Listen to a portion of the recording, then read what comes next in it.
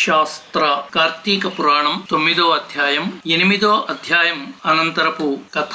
ఓ యమదూతలారా, మేము విష్ణుదూతలం వైకుంఠం నుండి వచ్చాం. మీ ప్రభువు యమధర్మరాజు ఎటువంటి పాపాత్ములను తీసుకుని రమ్మని మిమ్మల్ని పంపించాడు అని ప్రశ్నించారు. అందుకు జవాబుగా యమదూతలు, విష్ణుదూతలారా, మానవుడు చేయు పాప పుణ్యాతులను సూర్యుడు, చంద్రుడు, భూదేవి, ఆకాశము, ధనంజయాది వాయువులు రాత్రింబవళ్ళు సంధ్యాకాలము సాక్షులుగా ఉండి ప్రతిదినము మా ప్రభువు కడకు వచ్చి విన్నవించుచుందురు. మా ప్రభువుల వారు ఈ కార్యకలాపాలను చిత్రగుప్తుని చూపించి ఆ మనుషుని అవసాన కాలమున మమ్ము పంపి వారిని రప్పించెదరు. పాపులు ఎటువంటి వారో వినుడు. వేదోక్త సదాచారములు విడిచి వేదశాస్త్రములను నిందించువారును, గోహత్య, బ్రహ్మహత్యాది మహాపాతకములు చేసిన వారు, పరస్త్రీలను కామించిన వారు, పరాన్న భుక్కులు, తల్లిదండ్రులను, గురువులను, బంధువులను, కుల వృత్తిని తిట్టి హింసించువారు, జీవహింస చేయువారును, దొంగ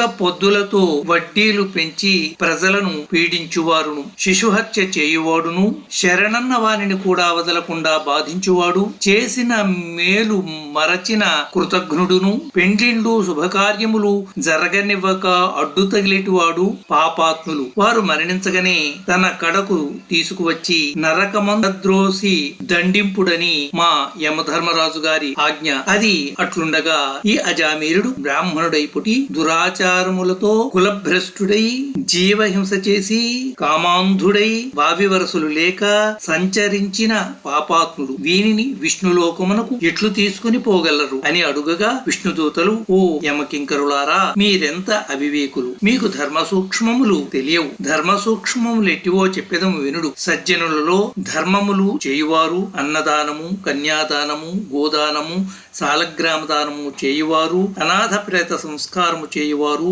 తులసీవనమును పెంచువారు, తటాకములు తవ్వించువారు, శివకేశవులను పూజించువారును, సదా హరినామస్మరణ చేయువారును, మరణకాలమందు నారాయణ అని శ్రీహరిని గాని, శివా అని శివుని గాని స్మరించువారును, తెలిసి గాని తెలియక గాని మరే రూపమున కాని హరినామస్మరణ చెవిని పడిన వారును పుణ్యాత్ములు. కాబట్టి అజామిరుడు ఎంత పాపాత్ముడైనను మరణకాలమున నారాయణ అని స్మరించుచు చనిపోయాను కాన మేము వైకుంఠమునకు తీసుకుని పోయదము అని వారు పలికిరి. అజామీరుడు విష్ణుదూతల యమదూతల సంభాషణలు ఆలకించి ఆశ్చర్యమంది. ఓ విష్ణుదూతలారా, పుట్టిన నాటి నుండి నేటి వరకు శ్రీమన్నారాయణ పూజ గాని, వ్రతము గాని, ధర్మములు కాని చేసి ఎరుగను. నవమాసములు మోసి కని పెంచిన తల్లిదండ్రులకు సహితము ప్రణమిల్లలేదు. వర్ణాశ్రమములను విడిచి కులభ్రష్టుడనై నీచ కుల కాంతతో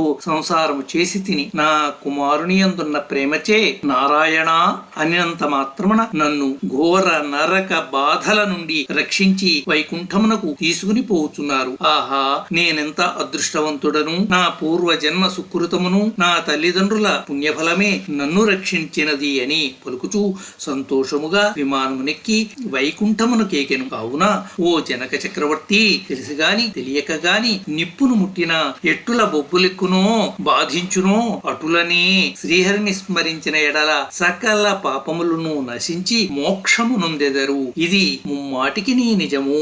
నవమోధ్యాయ సంపూర్ణం.